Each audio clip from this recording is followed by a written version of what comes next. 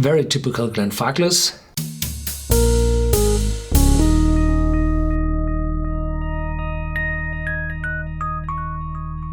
Welcome to Whisky.com, where fine spirits meet. My name is Horst Lüning. I'm the master taster of Whisky.com, and today we have a very famous bottle here on my cask. It's the entry bottle of the independent distillery Glenfarclas.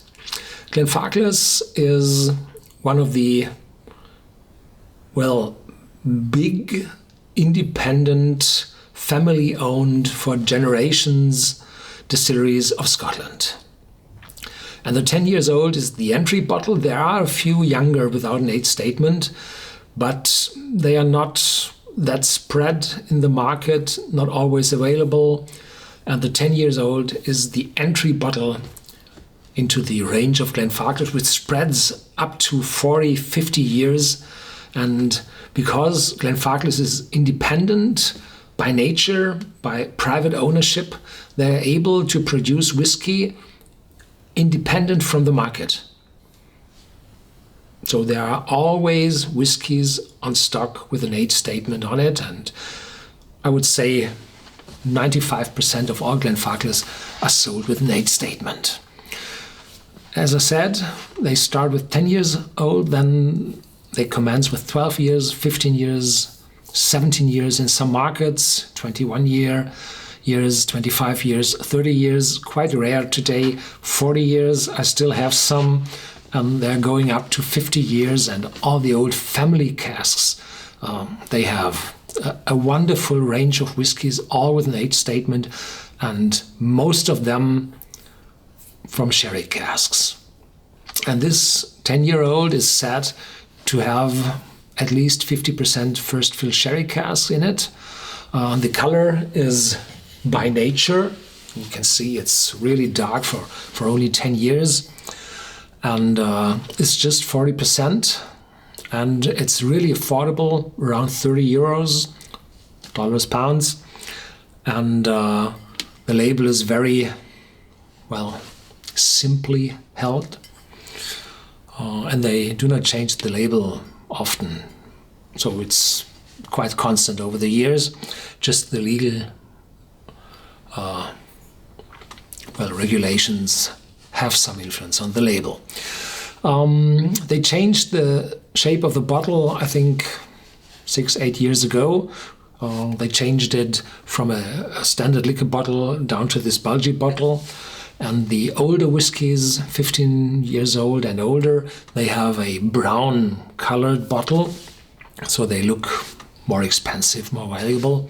And this one has a clear bottle, and I like it very much because you can see the uncolored content of that bottle.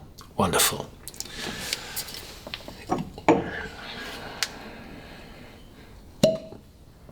Yeah, there are some competitors from the own brand to this bottle. There's the 12-year-old, which is also available in the in a liter bottle from the travel value. So it is also quite affordable. And there are the Glenfarclas 105 bottles on the market, where I had one already here on my cask for tasting, and they used to be 10 years old as well. So that is the cask strength bottling from this one. And if you dilute the 105 to 40% ABV and compare it to this one after letting it rest for half an hour or an hour, they are quite similar. Well, the 105 lost its age statement a few years ago. As before, there was quite a time of several years, 3 or 4 years, where the 105 had an age statement, but today it's omitted, and so the 10 years old is the first one with an age statement on it. Very typical Glenfarclas. Sherry, no, not sweetness, sherry fruitiness, maltiness, spiciness from the casks, and, well, they do not use peat in the production of malt. but there's an aromatic note in this whiskey which might be confused to be peat, but it's definitely not. So some caramel, some toffee, maltiness.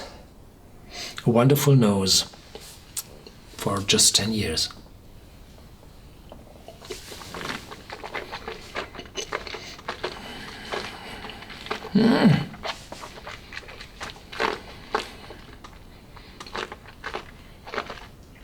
Yeah, some spiciness showing through.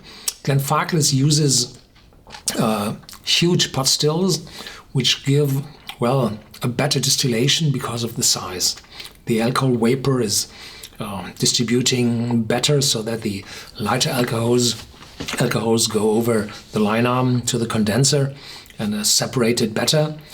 But they are direct fired, and this direct firing means that the residues of the peel of the barley corn might be burned to the inside of the pot still, and so they use a rummager.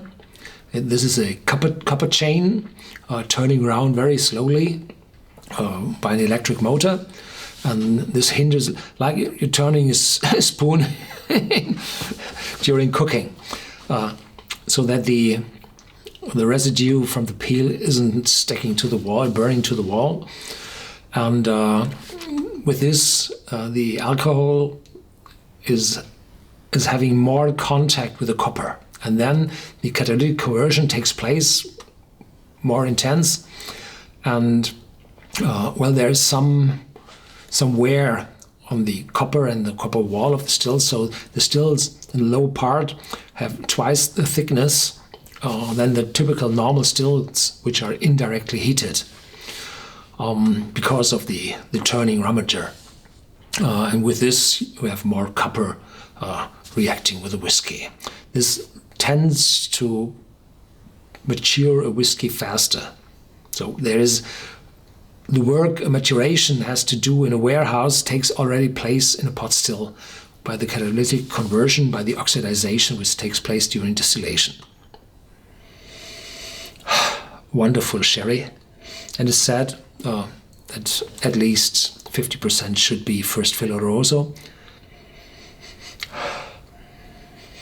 Yeah, wonderful.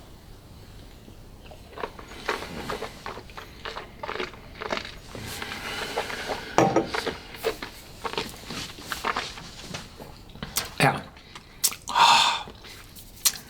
More spiciness in it than with older expressions of this whiskey. Thank you for watching. Stay tuned. There's more to come, as always. And feel free to share this video with your friends and have a look at our whiskey database and dare to give some comments about the taste there. Give some stars about the quality of this whiskey and use our tasticons to describe the aromas inside this whiskey. Thank you very much.